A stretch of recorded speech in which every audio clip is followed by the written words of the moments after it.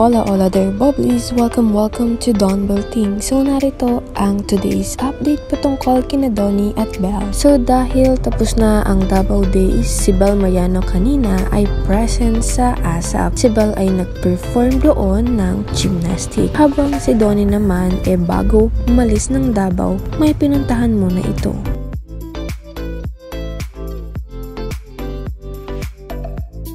Si Donnie ay dumaan sa isang worship overflow na kung saan nakita ni Donnie kung gaano sila kasayang mag-worship. Kaya naman, hindi pinalagpas ni Donnie Pangilinan na pumunta dito at siyempre magbigay ng kanyang mga salita. Ito ang video. Good morning po sa inyo lahat. Sobrang happy po ako na nakasama po ako dito. Kasama ni Doc Richard. Actually, dadaan lang po sana namin pero nakita namin sobrang nag-enjoy kayo sa pag-worship. Sobrang happy nyo kaya hindi ko nga alam na may ganito dito Ang galing-galing. Ayun, so huwag natin kalimutan sa lahat na nangyari sa atin, sa buhay natin, nangyari natin lahat sa Panginoon natin, di ba? Kasi yun ang pinaka-importante. Nangyari na lahat sa mundo pero huwag na mawala ang faith natin, di ba? Panginoon.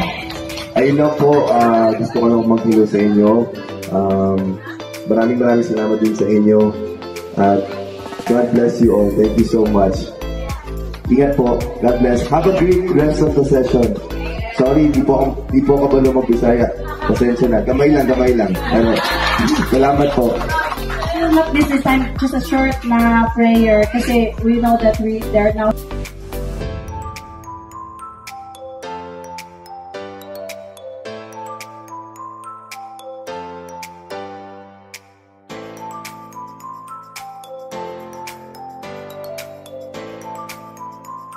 So yun lamang ang update natin mga buffs. Thank you for watching this video and don't forget to subscribe for more videos.